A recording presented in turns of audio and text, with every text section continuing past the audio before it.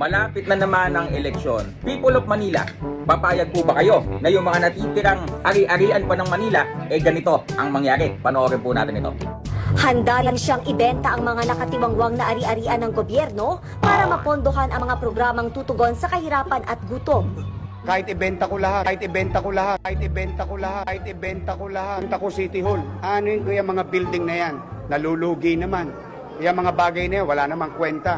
Hindi naman napapakinabangan ng tao. Sa Manila naman, meron po yung mga divisoria vendors po. Sabi, kakasuhan daw po kayo dahil nabenta raw po yung Divisoria Mall.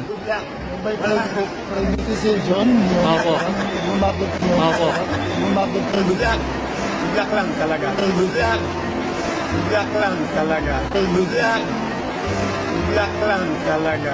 Next. Mayor, yun na rin sana itatanong ko. 10% na lang si Boy Benta. Nakatakot na maging presidente yan.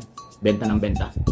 Kailangan kasi palakasin ng ekonomiya para magkapera. Hindi pwedeng ang kandidato ang diskarte ay magbenta ng asset. Ang asset na yan ay pag-aari ng gobyerno, ng taong bayan. Ang presidente naman 6 na taon lang. O lahat ng nasa gobyerno, temporary lang. Tapos ang trabaho niya magbenta, hindi pwede yun.